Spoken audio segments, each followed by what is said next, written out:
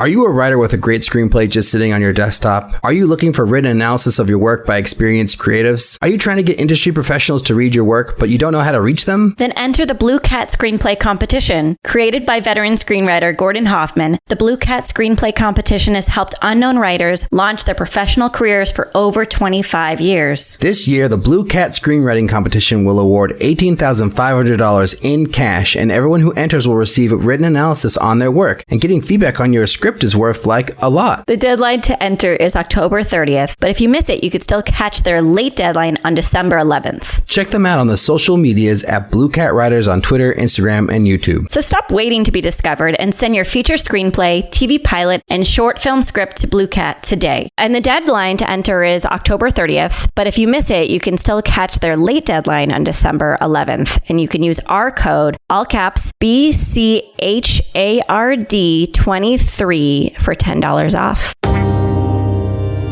You know, making movies is hard. Making movies is hard. Welcome. This is the podcast about the struggle of being an independent filmmaker. I'm Mark Bassell, the founding host of the podcast, and I'm a sci-fi horror filmmaker, and my first feature film, The Alternate, is out now for everyone to enjoy on digital and DVD.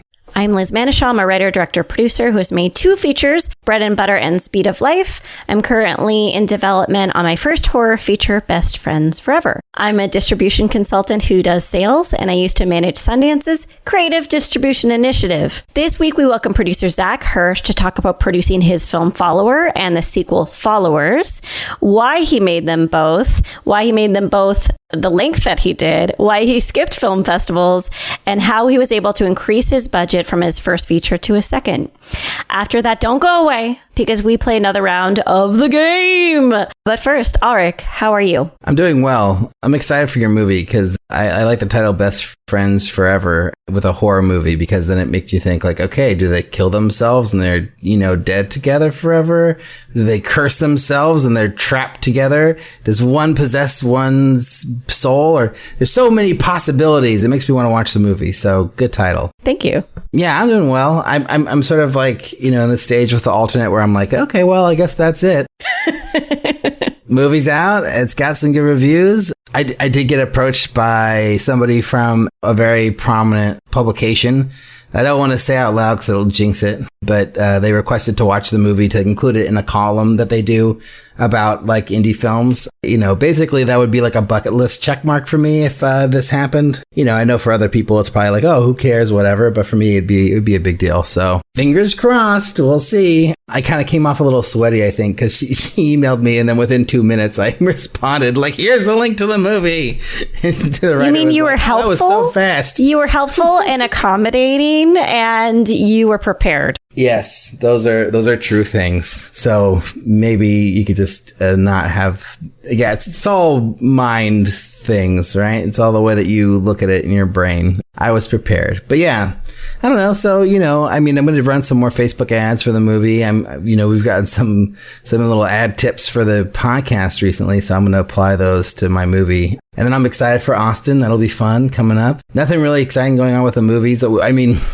We're out to cast, it's all the minutia of like, oh, this person requested a script. This person is not available, or this person won't read without a cash offer. It's like all those different things that you're getting. It's hard not to get excited when someone requests the script. I know it's like, whatever, such a small stage in the game of them saying yes, So we'll see. Fingers crossed with that. I'm not really doing any writing lately. I've been thinking about writing. I don't know if that counts. Maybe a small amount. I'm reading a script from a listener. I'm reading it and I'm not putting it down. So that's a very good sign. Ooh, okay. I started it like a while ago. I read one line or one page, got busy. I read 4 more pages, got busy again. And then last night I started reading it. And then I was so into it. I got to page 45. Wait, who is it? Douglas Robertson. Oh, hi, Douglas Robertson.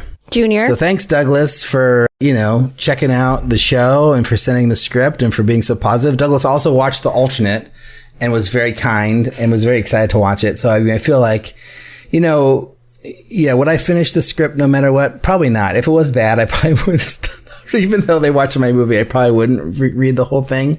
But this is interesting. It's an interesting movie. I have lots of thoughts. I'm not going to say anything because I've learned my lesson. But Douglas, great job. I can't wait to finish it. Hopefully, I'm going to be on a plane Holy moly. By myself without my baby. Oh my God. What a thing. So, yeah, I'll have time to read it then for sure. So hopefully you'll be hearing from me in the next week or so. Or if you haven't already heard from me. But yeah, I don't know. Nothing exciting. What's going on with you? I am like certainly daydreaming about that plane ride. Like I'm more excited about that plane ride than I am about the trip. I'm like, I'm going to read so much of my book. I'm going to read so much of that book. Maybe if Sean lets me, I'll watch some Midnight Club episodes because we're behind. We're only on episode 2. Everyone knows I'm a big Flanagan fan and I'm behind, you know. What's new? So I am going to be launching, so sorry, Ulrich. This is not competition for the podcast, but I'm launching my own Patreon campaign for my horror feature. And the idea is that people who join the Patreon are going to be a part of making the movie with me. Like my whole thing is transparency. My whole thing is opening up the doors of data and how films are made. And you and I are both keenly interested in like education and supporting other filmmakers. So this idea is I'm going to let people see production meetings. I'm going to let people see iterations of the script. I'm going to let people see my casting lists. Everything that I can show that doesn't compromise someone's artistic or creative process, I'm showing.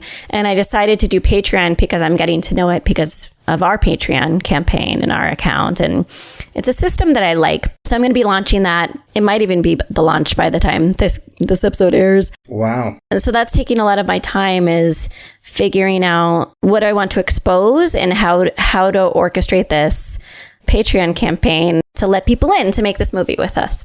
That's what's going on. Interesting. Wow. So a couple questions. Yeah. Why Patreon versus traditional crowdfunding? Is there a reason why you wanted to do it this way specifically? I wanted a platform that allowed for like long-term engagement and automation, right? So it's like, I can just like, one of the perks I want to offer is me and Sean used to be film critics and we watch a horror film a week right now. So it's like one of the perks we're going to offer is me and him talking about a horror film and engaging in a conversation.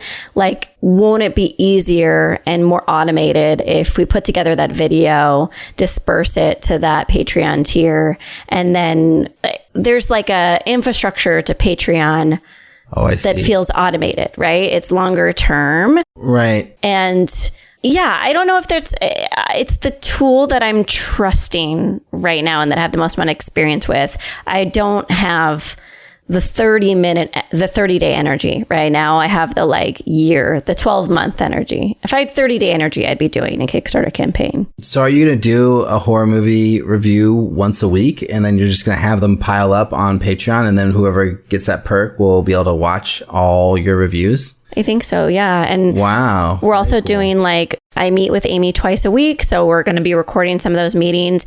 We're going to share. We have 3 very disparate versions of the script right now. We have one from when we first started writing, one that is called the balls to the wall version where things got a little off the rails. And then we have the current one we're working on. So we're going to share different drafts of the script that are majorly different. And I'm going to be talking about how I'm going to cast it, how we're going to block shoot, how we're going to edit it, how we're going to do this all while having a family and while having a day job. So it's going to be a part diary, part confessional, and then part film school, I think, is the plan. What's the minimum that you have to put up to be a part of this? Is it $1. $1. Yeah. Okay.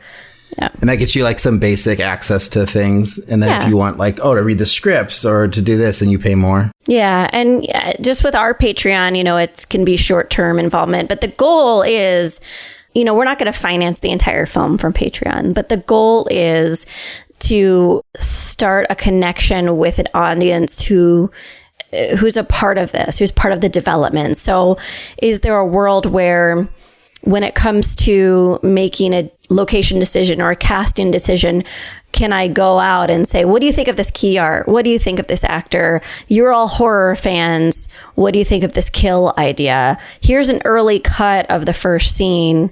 What do you think of it? That's what's exciting me is the longer term connection.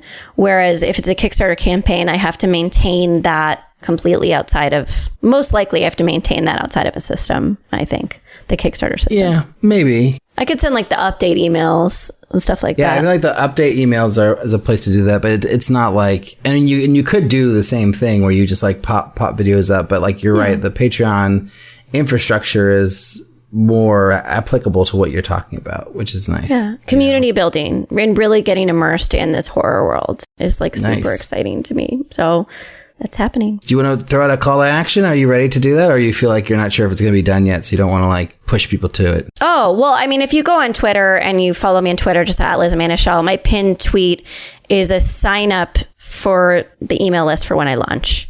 So if anyone is interested at all, I would love that. But, and I really don't want to be too evil about mentioning it on the podcast too much, but I might mention it in a few weeks down the line again, if that's cool. Liz will definitely not be doing any more Patreon videos for Patreon. No, I will. Podcast. Actually, there's a better chance now. Energy is going to another thing. No. No, I mean, I totally support that, Liz. And I'm not like, I don't think it's weird or anything, you know, like what if I wanted to do a Patreon page for a movie that I'm making? Like, you know, I wouldn't want you to be like, no, take it away from podcast patrons, you jerk.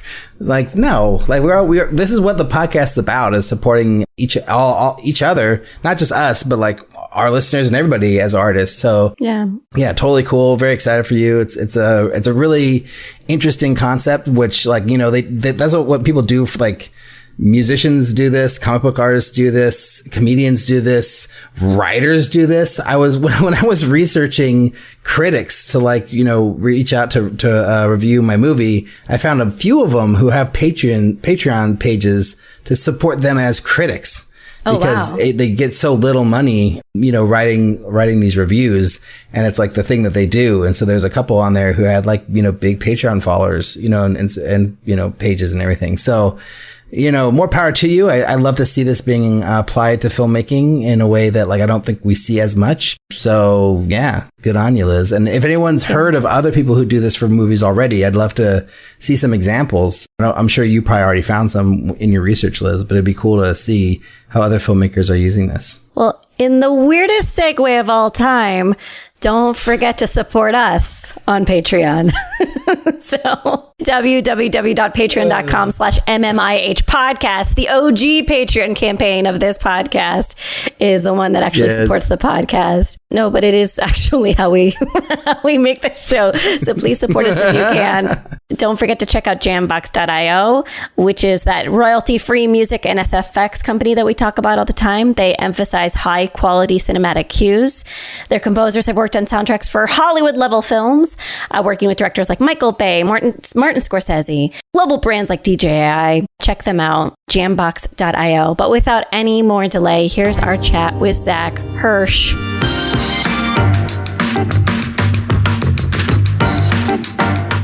Well, welcome, Zac Hersh, to the show. Give us the elevator pitch for your film, Follower. Oh, are we doing Followers and Followers, too? Well, we're doing both? One's in post, right, Zac? And yes, one's been one released. Is post, and they are related, if you couldn't tell by the titles. Yes. Can you speak about both? Yeah, I could definitely speak about both. Here, give us the pitch for a Follower, and then you can do Followers right after. Okay. So the elevator for Follower is about an aspiring social media influencer and her two girlfriends who embark on a hiking trip to celebrate their forthcoming futures. As they make their way up the trail, they discover they are being followed by a mass killer who has been tracking their every move and uploading videos of them to a dark web forum where other followers can dictate their fate. Ooh, that's pretty clever. That's pretty clever idea. It's fun. And then Followers, I assume, is just bigger, longer, uncut. I don't know, something to that. So it's a little bit of an experiment with these two projects. So we're calling it a 2-part horror anthology, but the twist is each film stands on its own. So you could watch Follower and then Followers, or you could just watch Followers and then the order doesn't matter. So they each stand alone, but together they tell a full narrative. So when you watch Followers and you're like, well, I want to know what happened in the past, you can go back and watch Follower. So the elevator pitch for Followers is a little bit more straightforward, to not give anything away, but it's a year after surviving a traumatic attack. 3 friends reunite in an attempt to heal and move on but the devoted followers of their attacker have other plans in store for them. Ooh, fun. Interesting. How many days can you, I guess, answer for both? How many days did you shoot for each one? So Follower was just 10 days, and that had a very bare bones crew. It was shot kind of in like the heart of COVID in August of 2020. The whole concept of the film came around. What can we shoot with like the least amount of people and the least amount of cast? So there was essentially just director, the cinematographer, and the sound guy for that one. Wow. And for Followers, how many days? So Followers was a little bit more cush. We had 16 days on that one and a much bigger crew and a much more expansive project. We kind of were able to prove ourselves that we could make a feature film with Follower. And then we're able to take that to investors and show them like, hey, we could actually make a movie and get it distributed. So why not make it bigger? And then what can you speak to with the rough budget for both? The shooting budget for Follower was $40,000. Then we used the footage from production to fundraise for post. So altogether, it ended up being around $80,000. Nice. And then we shot up for Followers, and that came in it'll probably be like $250 when it's all said and done. Nice. So we're climbing the ladder. Coming up with the idea, how did the team come up with both? Well, let's just talk about Follower. How did you come up with the idea of Follower? So my partner, James Rich, he's also the director. We co-write everything together. So we wrote this concept at the time when it was kind of like the heart of mass killings that were going on in the US that we were feeling disturbed by. And I think it was something like we used to process as writing to going through like the ethos of the mindsets and like the depravity of these mass killers that are acting these things out in reality. That was kind of the overarching concept to wanting to explore that dynamic. And then we kind of scaled that to really wanting to modernize the slasher trope in kind of multiple dynamics. So one, it was like, what if like Jason Voorhees had access to social media, and now we're all so inclined to share our locations and what we're doing and exactly where we are. Like it'd be really easy to find people if you were wanting to kill them. So the concept of the killer was like, okay, what if he's using the victims like social medias against them? And to kind of fulfill that narrative, we made the main character a wannabe social media influencer. So she's posting everything about her life. Meanwhile, there's someone on the opposite end of the spectrum following them and using that against them. And then let's just talk about the first one, Follower. How long did you spend working on the film from the idea on to it being released? It probably took us 2 months to write total. And then once we had it written, it was another month of figuring out fundraising for it. And again, this was during like the peak of the pandemic. So it was trying to figure out like, can we actually go shoot this thing? Like, how could we pull that off? And then once we figured that out, it was from August. So we filmed August 24th to September 2nd, which was the 10 days of shooting. And then post-production, September, it was about 5 months in post. And then we had it, we probably took another month for finding a distributor and then released in March. Wow. So March of 2022 or March of 2021? March of 2021. Wow. I hate this question. This is the least interesting question. Sorry to cut you off, Zach. Compared to all the other projects you've ever done, how difficult was this one?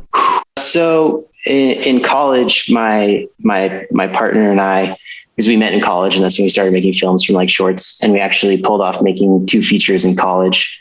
And when we were making those features, it was just me, him, and I would act in them. And he would direct and do literally everything else. Like he was the full crew, and we would just like go out and film these things. So that was it was difficult, but it was easier to manage because you weren't dealing with like a vast array of people. So those came together. So Follower was definitely a challenge. There's like no part of the process between Follower and Followers that was like horrific or like terrible. It was actually pretty enjoyable making both films. I would say. Yeah, I don't know if that fully answers, but yeah, it beats making college films. So from when you started partnering with James, like what was like, how did you fall into the role of producer? Was it something that you always wanted to do, like to be the producer of the movie, or was it something that you kind of like just did out of necessity and then kind of fell in love with it later? No, I actually, when I met him, I wanted to be an actor. I was studying business marketing, and then I had a minor in theater. I wanted to major in theater, but my parents, wasn't wanted to hedge my bets there. So yeah, I was wanting to be an actor, and then we made these films, and we so neither of us at that point knew the business end of the film industry at all. Like, we had the creative desire and want to make independent films, but once the films were complete, we had no idea what to do with them. So we would make them and then like submit them to Sundance. And if we didn't get into Sundance, it was like, all right, we're doomed. Next, what do we do next? And that was kind of a big turning point for me when we made our second film, which is called Animal. It was like an MMA movie, and we shot that the summer after I graduated. I was kind of sitting back and being like, this movie's going to come out and get into Sundance, and it's going to like set our careers up. And I had graduated, so there was like no more safety net of college, and I had moved back home. And I'll never forget, like he sent me the first cut of the movie, and I was stoked, and I put it on for my parents, and the movie ended, and the room was just quiet. And I was like, I'm pretty screwed here. So, spoiler, it didn't get into Sundance, and I think it ended up on YouTube. So after that moment, I realized I need to figure out how to take our films to the next level. And that's where I realized I had to go learn how to be a producer and how to learn film finance, how to learn, like distribution. And that's when I journeyed to LA. And your pitch email to us, you said you became, you went into international sales, and which is actually something we talk about on the podcast a lot, is like, I've made 2 features and I'm only now working with an international sales company, right? Like It's something that I think a lot of us are shut out of those conversations, because usually you have to work with larger projects, cast driven, genre driven. Can you talk a little bit about how you define international sales and what you did as your jobby job and what you learned? Yeah. So and then just quickly, to get there, to that job. So I had no idea that was even a career. Like, I didn't know about international sales. Like, I thought, your movie goes out in America and that's it. But I was very fortunate so I enrolled in the UCLA extension program for producing and screenwriting, and I did acting as well.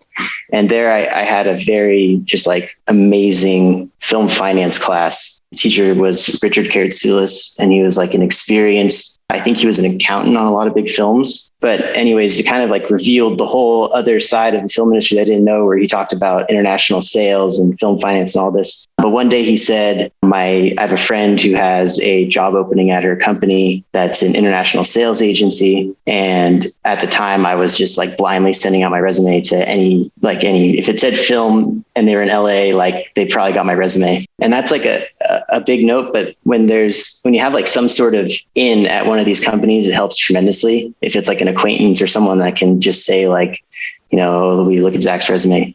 So that's how I even found out that job existed. And then like I applied and ended up getting an internship there. But yeah, so that revealed the world of international sales and what that process looks like. So now I can kind of like dive into your question. That's just how I got there. No, that's helpful. But essentially your film has rights that are available in all different territories. So US and Canada are the normally like the main focuses, and then the UK. However, there's, the whole rest of the world, which is like Germany, France, Scandinavia, Japan, like all of Asia and South, so the whole rest of the world is available. And I think what happens with a lot of independent filmmakers, for example, is for the most part, you're not going to get like a worldwide deal, just like fresh off. Like, so most of these like domestic distributors are just going to want US and Canada rights only. So that leaves the whole rest of the world open. And it's like 99% of people don't know that you can like take your film to the same way you would do it in the US, but a distributor in Germany, and then sell the rights. So essentially that's what we would do at the sales agency, mainly via participating in all the markets. I got really lucky. I got the job and then COVID happened. So all the film festivals went online. So where I would have been left behind when they went to Cannes or the Hong Kong Film Art Festival, I got to take meetings on Zoom at pretty much every major festival, and like EFM, AFM, Cannes, and again, like Hong Kong Film Art, and got to essentially what you do as a sales agent is pitch other people's movies to these distributors. And so I kind of got to see what they were looking for in terms of films coming out of the US, what like genres they're looking for, the cast that they were looking for, the quality they're looking for, and how it varied between different countries. So like, for example, in Asia, comedies don't really do amazing because humor doesn't translate that well. Whereas horror and action is kind of like a universal thing. Like everyone can understand being scared, or, like a John Wick fight scene is cool and no matter where you are. So that's actually where I kind of figured out that I wanted to get into horror when I eventually went off on my own, because it's kind of the most accessible genre. You can make horror films super cheap. They don't need to have a significant cast, and you can pretty much score distribution anywhere with it. So is that why you guys made Follower? Because you kind of took those lessons learned from the international experience and like applied it to your own movie? And were there other certain things you did, to try to make yourself more attractable or more attractive? Attractable is not a word. More attractive to international distributors? I would say it was kind of like a reverse engineering of the formula that I saw that worked, where it was like, people would send in like coming of age drama films that were made at a low budget with no cast. And then just seeing that getting distribution deals for those, even in the US, was tremendously hard. Yeah. Whereas I got these like horror films sent to me, I would be like, this doesn't look amazing. And yet we would get offers from like all over the world for it. So just knowing that, and knowing that we were going to be at an extremely low budget and not have access to cast, it was definitely a major factor in the decision of getting into the horror genre. With Follower, I did a little sleuthing and I saw it was 63 minutes. And I also love the way you pitch it as part of an anthology. Was the formation of that film, was everything by design, or were you like, I have access to $40,000. We're going to do our best. We're in the middle of a global pandemic and let's learn? I guess what I'm pointing to is that you seem rather strategic. And so I'd be curious how much strategy went into that first film in the anthology. Essentially every part of it was by design. So what we saw, my partner and I, was that again, like during peak of COVID, like theaters were all shut down. We were seeing a major transition from like theatrical releases to just straight to streaming and straight to VOD and all of those platforms. And the duration of the film was actually intentional, where we had a hypothesis that maybe people on streaming didn't want to watch an hour and 30 minutes to 2-hour movies, but would want to see something a little bit shorter in like the 64-minute range. It was like, the premise was I forget the name, but that streaming site that failed because they're making the really short films. Oh, Quibi. Yeah. Quibi. Yeah. Right. So we saw Quibi, and then we saw like long features, and we were like, let's make something that's like right in the middle. So we landed on that 64-minute. And then with Followers, it's going to be the same time. So if you really do want the full narrative experience, you just put them together. And did you see that length helping you or hurting you in any way once you went to distributors? Do you feel like that was like a good strategy in the end? Yeah. So this is actually a note I had as a warning to people. So broadcasters and streamers and platforms internationally are very strict on the duration of the film. A lot of them do like programming for time slots. So like UK, for example, is super strict on things fitting a formula, like a very standard duration and things like that. So the time initially has hurt us with international sales. However, in like US and Canada, totally fine. Didn't come up against anything yet. We are hoping that as it gains a bit more traction in the US, that it helps bleed into international sales. But yeah, it's definitely an important thing to keep in mind that it will make it a little bit harder internationally. And looking at the 3 projects, followers, and whatever is the third project that's on the docket, it's from like 80,000 to 250 to an anticipated $2 million budget. Can you talk a little bit about the green lighting of followers?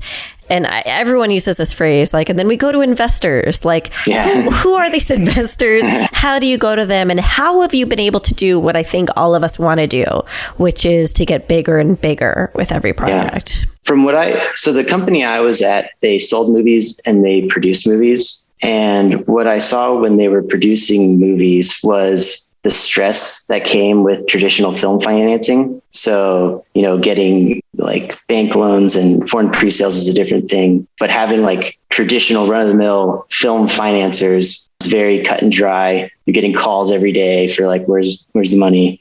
And I didn't want to make movies with that same like level of stress. And so I thought, why not go to people who are not in the film industry? Because for most people outside of LA, film is kind of a cool novelty where it's like this mysterious thing that's like attractive, and it's the film industry and like Hollywood and glitz and glamour. And like, I want to be a part of that. And how can I be a part of that? And so a great way to be a part of that is to invest in films. So I went very specifically to non-traditional film financiers and showed them the path of like, that's just like, here's a traditional business model applied to the film. This is how we're going to make it. This is how we're going to sell it, and kind of went that route. And what I saw was like, I think a very surprisingly comparable industry to the film industry is like real estate sales and development. So our biggest financer is a guy who came from that world. And it was very easy to like show him the similarities. It's like, you build the house and then you sell the house. So yeah, that's the route that we went, and I'll kind of continue to go. And you found these investors. I mean, we're not asking you to give us all your secrets, but were these strangers, or were these people connected to you in your network somehow? Yeah. So, I mean, candidly, for the follower budget with the production budget, that was just like Jimmy and I's life savings plus friends and family that would like put into the movie for the production budget.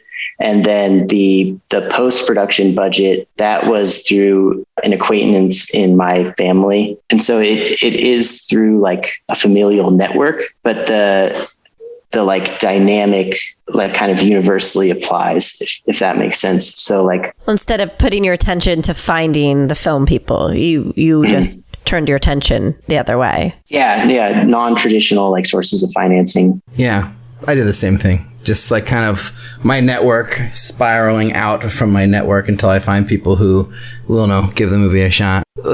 So I'm really curious about your distribution experience domestically with Freestyle. So, the movie looks like it came out earlier this year in March of 22. What's the results been like? Do you feel like it was a good experience going with kind of traditional distribution? Or do you feel like, maybe you would have better luck if you'd self-distributed? Or what are your experience now on this end of it? So that's definitely what my partner and I have been parsing, especially since we have a new film coming and what to do with it. The thing with like domestic distribution, if your film isn't going to like an A24 or a Neon, like, one of these big distribution companies, what I think is the biggest difference is the attention to an effort in marketing. So like A24, Blumhouse, Neon, they pretty much take control of marketing. Whereas the mid-range distributors will get your film released. And that's even if like you're lucky, like there's a lot of like potholes and stuff you could fall into, but they get your film released. And then what I and my partner learned here was like the film gets released and then it's entirely pretty much on you to do the marketing. So Freestyle did everything they promised. They've like released the film across all platforms on the PVOD window. And now we're looking into like SVOD and AVOD partnerships. which was our deal from the beginning. So just like purely on like, this is what they said they were going to do basis, they've done everything perfectly. When the time came for like the first distribution of proceeds, there was no struggle. And I've, especially like dealing in international sales, like trying to get payments from like Vietnam or something is just always like a nightmare. So I was very impressed with them that like, you know, when the time for reporting was due, that all came in. But I would say the biggest thing that like, I don't know, it hasn't been great is in marketing. So we kind of realized like, all right, they're not going to market the film. So we have to figure out how to market the film. I don't know if that answers specifically. Pretty much. I'm just going to go straight to it with a follow-up. Like, yeah. Have you seen like any kind of return on your investment on the movie yet? Or is it still kind of like, that's still kind of waiting to build, you know, over the first few quarters? Yeah, no, I mean, just candidly, the film has so far done about 15,000 in sales, wow. which isn't terrible. And that's just purely like downloads from iTunes, Amazon, DVDs and stuff like that. So, and what we're waiting for now is the transition to, like, as I said, like AVOD and SVOD. We're hoping for like an AVOD deal, maybe with like Tubi, something along that lines, where we start getting like more ad revenue. Nice. Commenting on what you said before, I helped the Film Collaborative do these things called the distributor report cards. And literally the number one complaint for every single distribution company, whether it's top of that mid-range or bottom of that mid-range, is exactly what you said, right? It's like no one is actually marketing the work. And it's just about finding the distributor who's not going to screw you over and who's actually going to disperse payments. So I'm glad to hear that about that's all. I like freestyle, but we can get into it in another place. But I wanted to get to your idea of reverse engineering. So, I mean, I think as producers, all of us, to have access to what could be commercially successful internationally is incredibly valuable information. And I'm just thinking to myself, I think, is there something you haven't shared about the makeup of follower and followers that you derived from your workplace? Like, is it these horror films need to have women leads under 30, or they have to have brief nudity, or like, is there something else that you also noticed in terms of at least a correlation of success in genre and international? Or were you not even paying attention to, I mean, your deal with freestyle may be a North American one, right? So it's like, were you even paying attention to international tropes when you were reverse engineering a successful horror film? Yeah, no, it was very intentional. And it was a funny conversation that kept coming up between my partner and I as we were writing.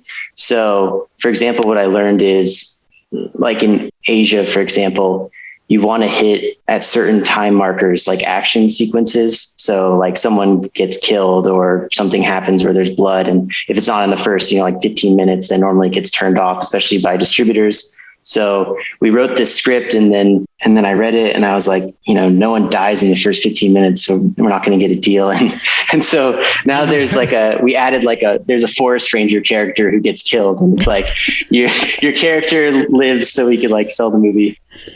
So yeah, there were definitely very intentional things written into the script to help with like sales. It was a funny conversation between my partner and I where, he's coming from like creative integrity and I'm coming from like trying to sell the movie, and then like a back and forth between there. So yeah, it was definitely intentional at times. And then just a side note, we recently closed a deal with the South African company Gravel Road. I don't know if you've heard of them. They're a pretty prominent distributor in South Africa, but they've now branched into doing international sales. So they saw the movie and really liked it. And they partnered with us to help take it and sell it to foreign territories. Awesome. I only know what the Gravel Road is from a documentary I watched about the Gravel Road in Australia, which I don't know if it's the same Gravel Road, but it might be. But yeah, interesting. Yeah. Okay, so I have two questions. They have to be separate questions. I can't combine them. So the first one is, it seems like you clearly didn't do film festivals, and it seems like that was intentional. Can you just talk about that? Like why you decided not to do film festivals, and, if you plan to do film festivals for a future film, or if that's just not part of your plan? Yeah, well, I spent my younger days waiting to get into film festivals. And so I was tired of doing that. No, but so So kind of what I saw selling movies was, because we also sold movies domestically. And I think that there is this mindset in the independent filmmaking community that like my film can't get distributed if it doesn't play at a film festival. And if it doesn't get into a film festival, then the film is dead. Whereas that's not true. I think that what we like people don't realize is you could just go to these distributors yourselves and it's the same kind of like, so that I guess the concept, and I'm speaking to kind of like more mid-range festivals, not like, you know, Sundance or Tribeca or something like that. If you can win that, that's phenomenal. But like more of the mid-range festivals that you're just waiting to get in and you don't get in and you think you're screwed. But what we kind of saw is it's better to just, especially with like the horror movie that we made, we kind of knew, you know, this isn't going to win Tribeca, but we can get a distribution deal. So let's save ourselves time and money and just sidestep that and go to distributors ourselves. Yeah. So, I mean, I think that that's my kind of stance, and what I've been like, what I tell people when they ask about film festivals is they're not the be all end all of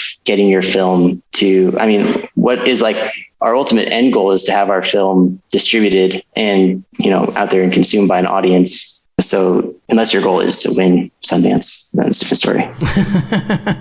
Alric, didn't you have another question that you couldn't combine? Yeah, I did. It's completely separate. But the other question is, you know, you talked about like, you know, making this movie on a low budget, and then like you're taking the next step up for Followers.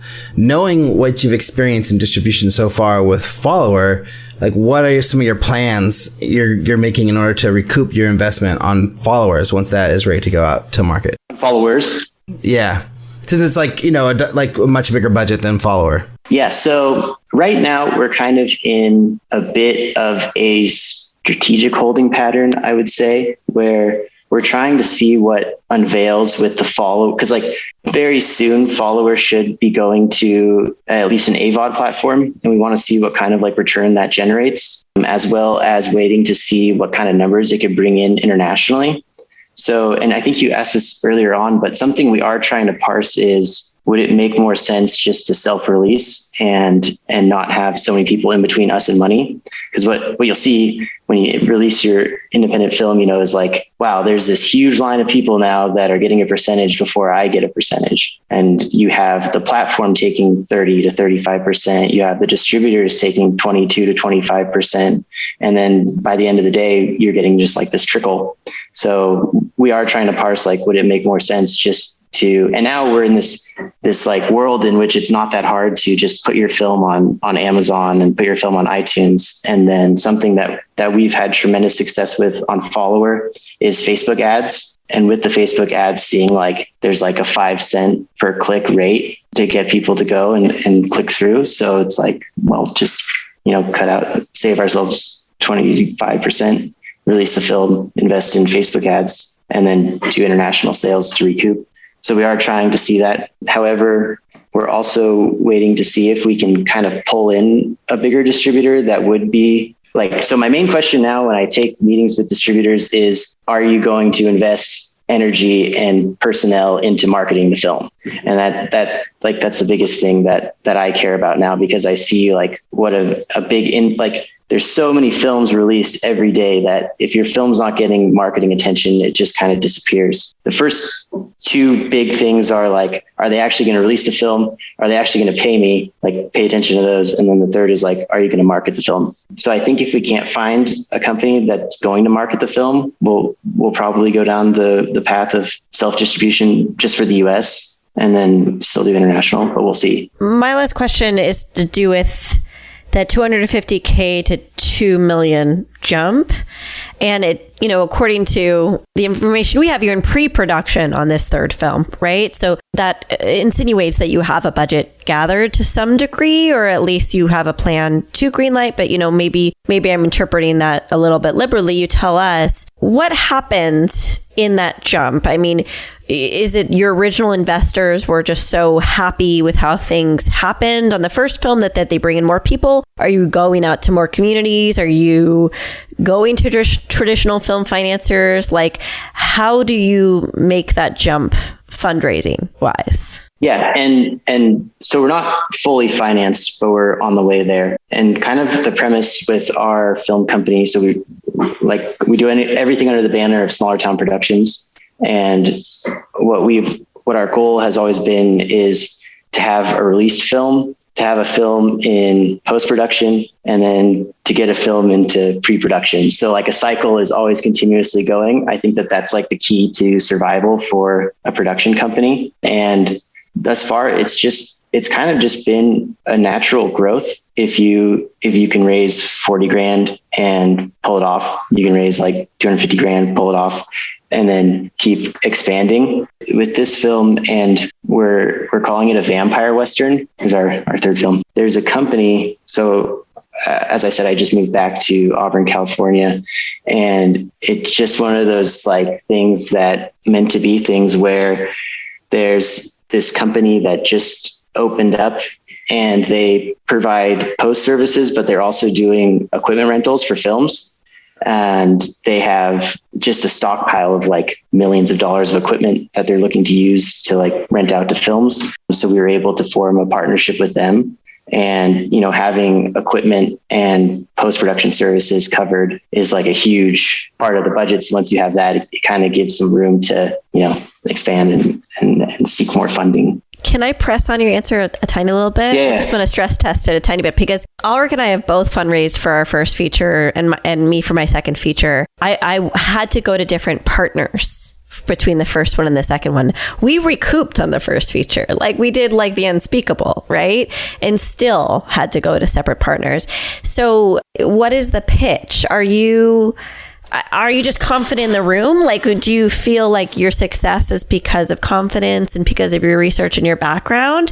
Do you think it's the content? Like, what do you think is the reason you've been able to fundraise this amount? Well, I always try to go with like strategic planning and like actual like financial analysis and trying to like quantify these decisions. Domestic is a little bit different, but with like international, you can kind of like hypothesize, you know, like 5K for this territory, 10, and then you put together like a rough assembly of what the film can make. But for the third film, and I think that this is like another important note, that it's definitely going to be a film that uses cast. I would never make a film over $200,000 that doesn't have a name in it. Like we're already meeting with like local SAG reps and things like that to be able to make this a film that can like bring in bigger talent. Yeah, it's just an expansion of everything. With making two low budget films, you kind of can prove like, hey, we can go out and make a film. Like with Followers, we've done that in under a year. So from conception, we'll be like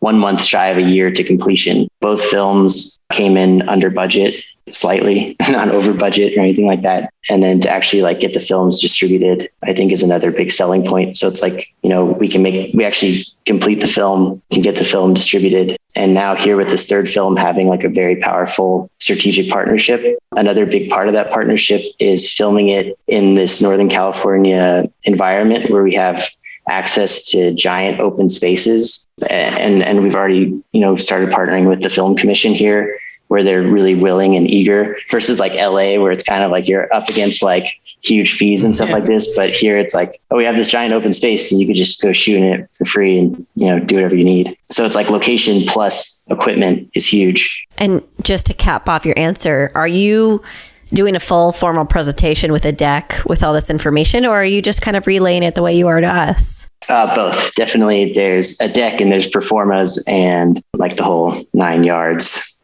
Yeah. Just to stay on the same tip, like first off, when is Followers coming out? Does that have a release date already, or what's the status on that one? No release date yet, but it will be done in January. Okay. And then you still have to find a distributor for that one, or do you already have a distributor lined up? We don't have a distributor lined up yet.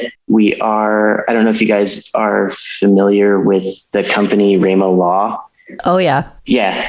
Yeah. Hopefully not bad. No, very good. Okay, I like Tiffany a lot. Yeah, you're good. Yeah, with Tiffany. So she actually came aboard and helped us with follower distribution. So we're talking to her now with the upcoming AFM market about just getting her a promo and having her pitch it. So we'll see how that goes. Okay, cool. Nice.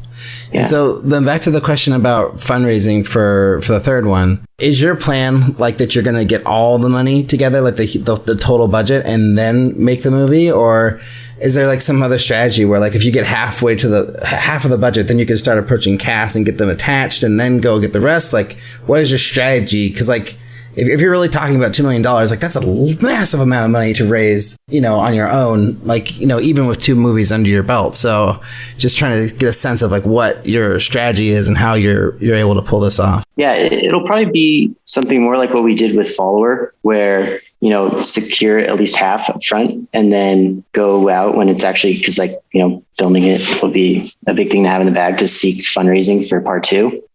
And again, like right now, a big thing that we're using for the, I guess you could say, collateral of the film is having access to like the locations for the film and all of the equipment, like cameras and lighting equipment and any piece of gear we would possibly need in our, budget is provided for. So just making sure we have enough to go out to cast and then go to part 2.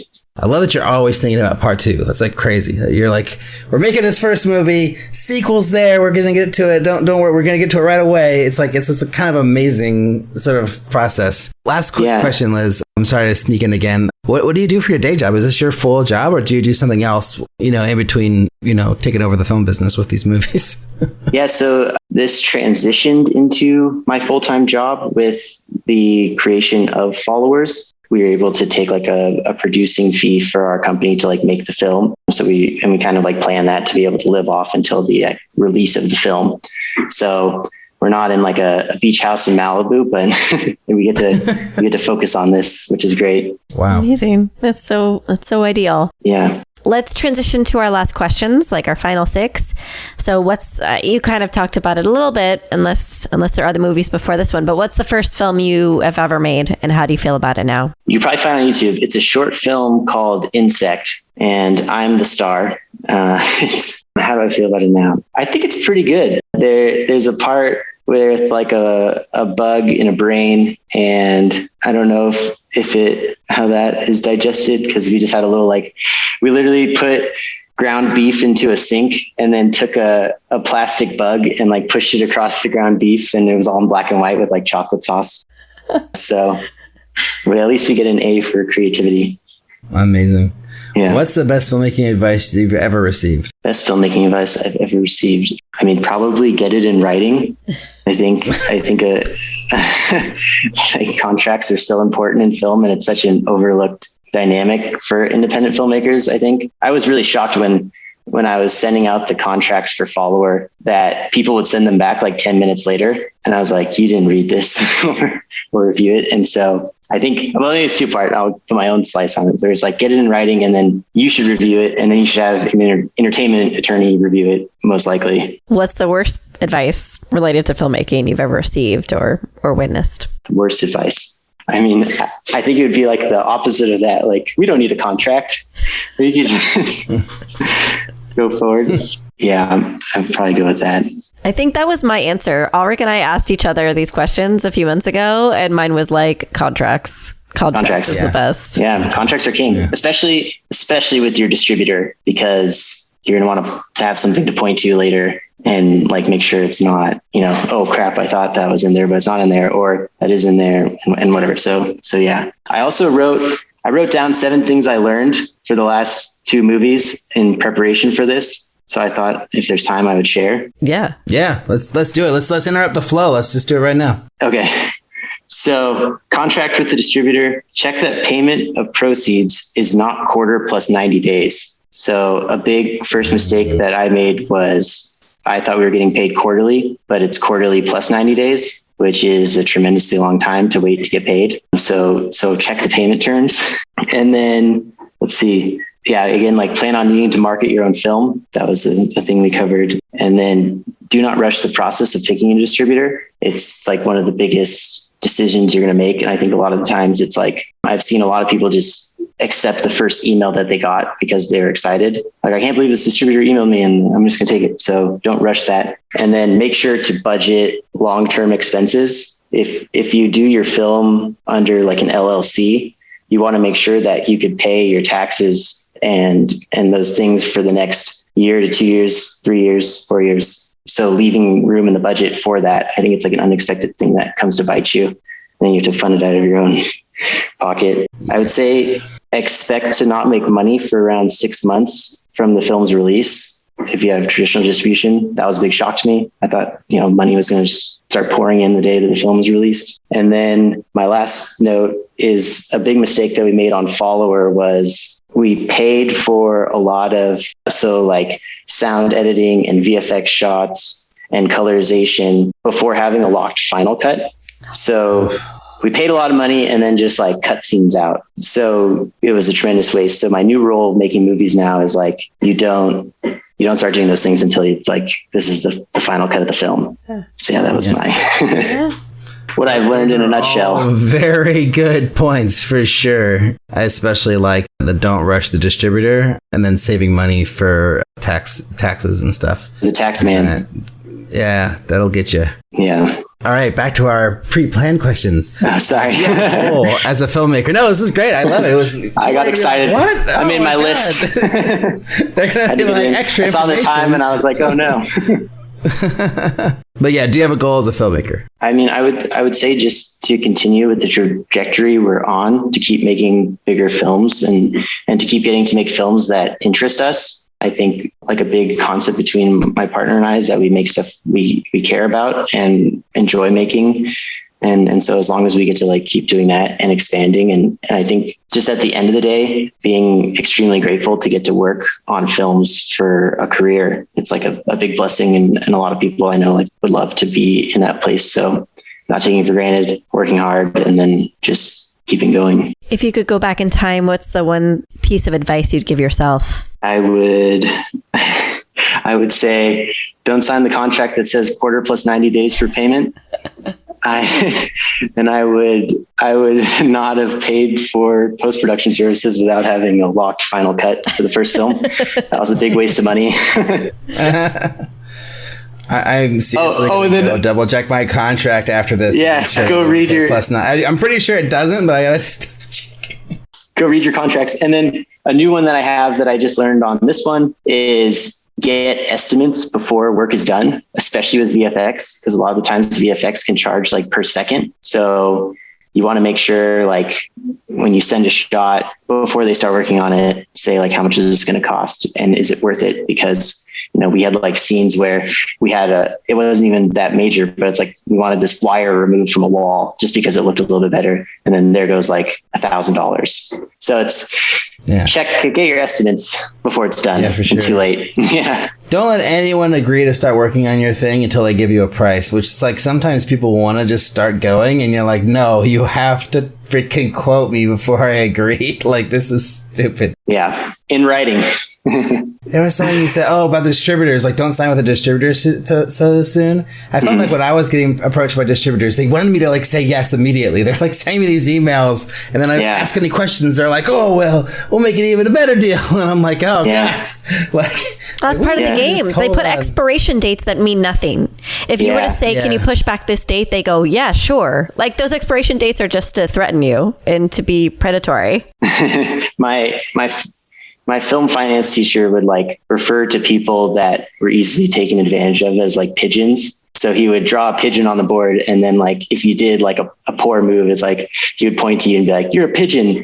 And so I guess that was a big lesson too, that I always think of I put a pigeon picture near my desk and I'm don't be a pigeon.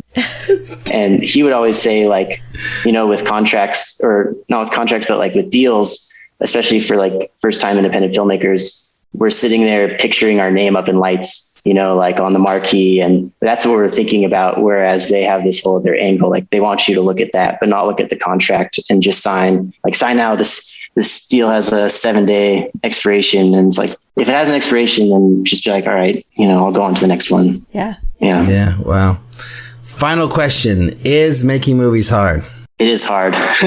It's very hard. There's a lot of, I think what my partner and I have found the most difficult process in filmmaking so far is all the waiting.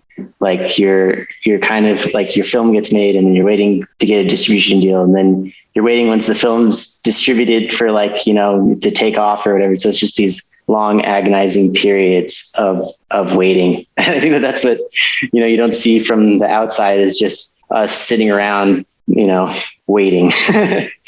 So yeah, it's hard and it's painful, but hopefully it's worth it. Send people to where you want to send them. How can they support you? Yeah, so pretty much everything can be found at our website, which is smallertownproductions.com. And then our social is the same, just Smaller Town Productions for Facebook and Instagram. Easy. Thank you for being on the show. Ulrich, what do you remember about our chat with Zac? I remember that it kind of felt like, oh, it is just that easy. You can make multiple feature films and produce them and fund them, and it's just that easy. Like, Zac's got it figured out, and he doesn't have a day job anymore. He's just making movies, and it's the whole thing. It just seemed like wow, like this guy just followed some steps, had some movie ideas, worked with a partner, and then now he's a full-time filmmaker, and it kind of seemed crazy. He made it look so easy, and it's not easy, right? Like, it's very hard to do what he's done, but he made it seem like a very easy way to be a sustainable filmmaker. So I felt like, oh man, that's like pretty interesting that like he just did it and figured it out, and like anyone can do what he's done with his team. But it also just seemed like there's a lot of success behind what he's done that is not easily done, to actually follow through and make 2 movies, back to back basically, and then already have a third lined up to go. It's like, that takes a lot of dedication and a lot of hard work and a lot of really good planning. So I feel like anyone who wanted to go out and like make feature films and just do that thing and like nothing else is important, is just making features, I think this is like a really great episode to listen to. Yeah, I remember thinking he was a hustler, like in the best way. He hustles. I also feel like I came up with a question right now that I wish I asked him, which is, he learned so much from international sales and the genre tropes of international sales. Like, he talked about like kills within a certain few minutes, or, whatever, all these things that he identified looking at different countries and the way they present and release horror films. But we didn't talk with him about an international distribution strategy for his films. So if he's like deriving all these lessons from other territories, is he going out to other territories to release the films? Because he has a sense of what's successful. I think he talked about like South Korea. Am I remembering this right? Yeah. So if he has a sense of what could be a successful title in South Korea, like, why not make the film that has all of that in an American marketplace and then supplement his income with a focus on South Korea? Or why not cast with an international perspective? Or I guess I was just thinking, like, he's taking all the lessons he learned internationally and focuses them on domestic titles, but there's a missed opportunity there to think more globally in the construction and the release of the film. Yeah, he touched on it a little bit. And I think part of the reason is because like the international markets are really star driven, right. and his movies weren't at that level yet to have the star power, so I think that was probably one of the reasons why he didn't really focus so much on international for these early titles, because like, all the other things that he talked about and all these details he learned in international distribution apply. But I think like the bottom line to it all that needs to be true along with those things is it has to have cast, or it's really hard. Cause that's what we're fighting up against right now with the alternate, is like, we're getting a lot of no's, and it's mainly just because we don't have cast, but AFM's coming up a couple weeks. Fingers crossed. Maybe we'll get a sale at AFM or a few sales to some foreign markets. So we'll see how that goes. But yeah, I really felt like this was a great conversation. It kind of surprised me because it didn't go the way that these conversations normally go with, filmmakers who've made one or two features. Right. It was very kind of different kind of conversation, which I really enjoyed. And he pitched himself to be a part of the podcast. And also, you never know if that's like an effort in self-promotion or if there's really someone who has something to share. But it really felt like he was like, oh, I tapped into this thing I learned and I want to pass it on to others. Yeah, it wasn't just like, look at me, I made a feature film, which, no offense to anyone who pitches us that, because that's totally a valid thing, the struggles of making your first feature is like a real deal. But we've done that episode like at least 50 times. And so, bringing another person on the show, it's like, it's got to be a little bit more than just that bottom line story, like of all the, because like, when people will pitch us like all the crazy things that we had to do to make our movie. It's like, yeah, we've heard all the crazy things millions of times. Everyone knows the crazy things, but it's like, what's the secret sauce? It's doing it again and again, and like doing something different than everyone else who's like struggling just to get one movie made, So that's what appealed to us about Zac. And I think he totally delivered on that, It wasn't a letdown. Because sometimes people say that and then you're like, oh, that's not anything special. But not Zac. He's the real deal. I think it's time for the game. You're just better at it. I just can't compete. It was fun doing it together. So every week, Eric Toms, our producer, sets up an indie film quagmire, a problem for an indie filmmaker to solve. Ulrich has not heard this question. He's going to hear it for the first time right now and let us know his opinion of what he would do if he's in the situation. So, Ulrich, are you ready? I am ready. Hit me. Okay.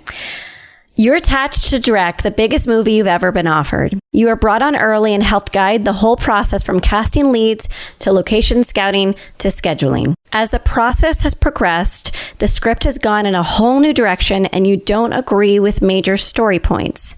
To make things worse, there are elements of the new story that you find kind of offensive or that perpetuate stereotypes that you disagree with. It is now extremely close to the first shoot date. Do you? 1. Go along with the script as is and hope to maneuver around the problems, shooting alternate takes that tell more of the original story and possibly save the film in post. 2. Leave the project outright, knowing that this will harm your reputation and could possibly destroy your career. 3. Give an ultimatum that either the script goes back to its original story or you leave. 4. Try and make a compromise that in your eyes won't save the film, but at least would make it more palatable or other. What do you do, director? What do you do? Yeah. Wow. Yeah. That's tough. Yeah. And it's funny. I was going to say like, oh, well, I would never be in this situation because like, if all the other parts of the setup were true, that I was involved in it from the beginning, like I was involved in all these stages of it, that like clearly I would not be, I would be involved enough to like be reading script drafts as they're happening. And if it started to go south, like I would be able to intervene and make it not go south early on. Right. But the other part that makes me think like, well, if it is actually happening and you are actually making a movie, there is a chance that you're so focused on all the other parts that like, maybe you let the script changes, like it happens without you noticing. Or maybe one draft is great and then the next draft you get is like, got all these problems in it and it's terrible. That definitely could happen. And then if you get an executive producer sign off on that script and they love it and everyone's go, like, you're in a terrible position. So I really respect this question. I think it's a really hard question and I can see it happening. So what do I do? Man, the ultimatum thing is tempting, because it's like, if you did go into a movie, like thinking you were making one movie and then suddenly they're giving you another movie to make, it's like, you could totally say like, look, like this is not the movie we discussed. This has all these problems outlined. Like this is offensive for this reason. This feels dated. This is just wrong to have this in a movie, like we can't do this, guys. Like this is just not cool, So I think I would try, before the ultimatum came, I would try to find the compromise of being like, look, like some of these new ideas are good. These new ideas are all bad. Like, cause you don't want to just like say it has to be one thing. You got to go back to the original and not try to work with people. Like you have to try to work with people. You have to be collaborative. Right. Like that's the whole point of filmmaking. It's a collaborative medium.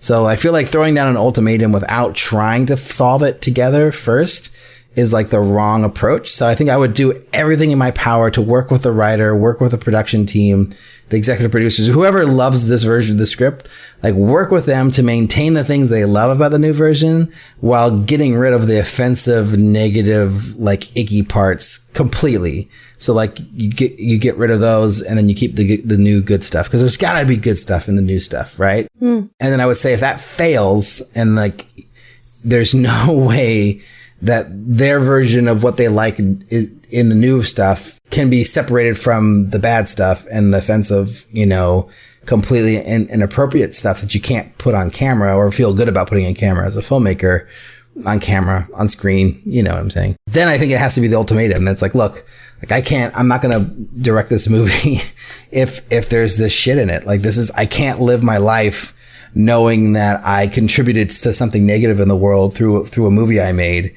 no matter what it means for my career or no matter what it means for, my reputation. It just doesn't matter. Like money. It doesn't matter. Like if you're going to be putting a movie out in the world, you can't have something that you're not proud of or that is especially negative. Like the whole point of making movies is to have a positive impact on the world.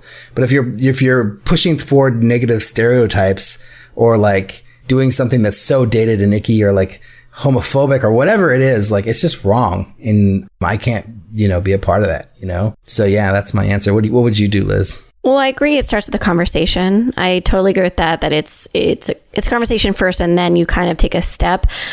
My first thought went to, how offensive is it? Like, I wanted to know, like, what was this, right? Like, I think there's certain things where there are movies I love that poke at taboo things to prove points, to make people uncomfortable, especially in the comedy space or in the horror space.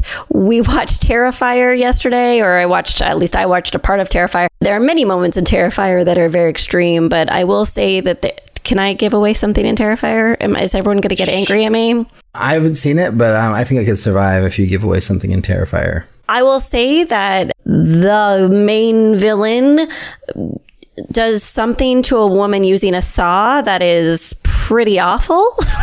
but it was like, oh, well, I've never seen that before. And God, that's provocative and horrific and upsetting. But visually, wow, how did they do that? Like, it pushed boundaries and was super gross and horrific, but also like interesting. Compelling, scary, button pushing.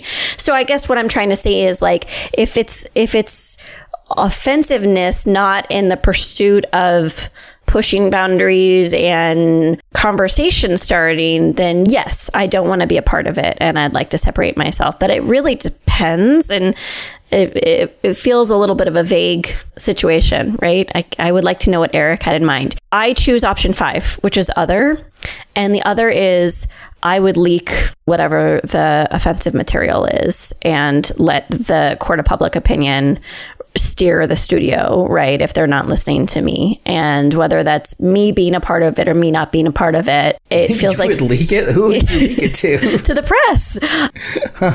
I think that people are more worried about being thought of as racist than actually worrying about whether they are racist or not.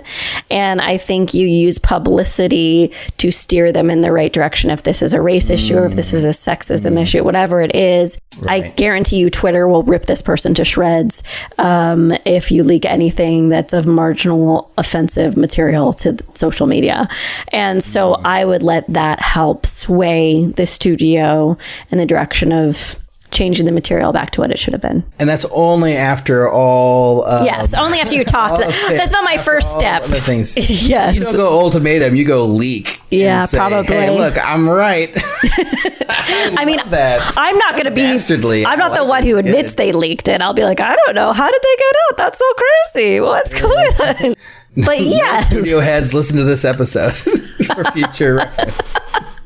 Yeah, no one's going to hire me. Yeah, I'm not worried.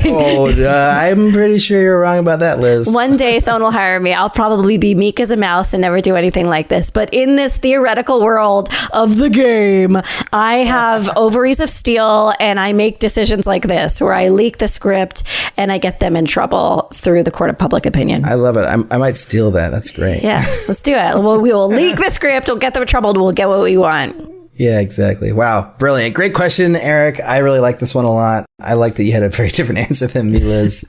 This is money. What would you people do out in the world? Do you side with Liz? Is the leak the way to go? Or do you go with the if everything all breaks down, do you go with the ultimatum? I'd love to hear what people would do in this situation. If you have a thought, you can send those ideas and thoughts to podcasts@makingmoviesishard.com, or you can just send a simple question, comment, or suggestion to the same email. You can also leave us a review on iTunes if you really love the show, which we would love. You can also check us out on Facebook, Instagram, and Twitter at MMIH Podcast, and YouTube at Making Movies is Hard Podcast. Our editor, Jeff, has done an amazing thing, and he made all the video versions of all the episodes that are not on YouTube for us, because he is my hero. And now I'm going to upload them all to YouTube probably today. So it'll be updated very soon for all those YouTube fans out there. You can also check out the International Screenwriters Association, the ISA. They're an organization designed to connect writers with filmmakers through a number of programs they offer. including publishing your log line to a network of industry professionals, consultation courses, contests, and of course their top 25 writers list featuring some of their best writers. So head over to www.networkisa.org to sign up for free today.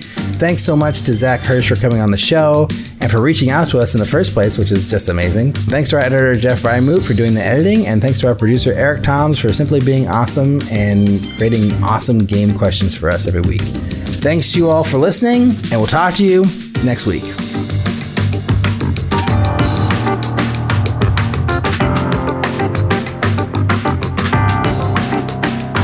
Alric, do you need to check your settings? How are you doing on your end? I'm doing okay. I just realized I didn't save our last set recording, so I'm just doing that now so I don't lose it like I did one recently. Wait, which one? Should we be telling Zach this?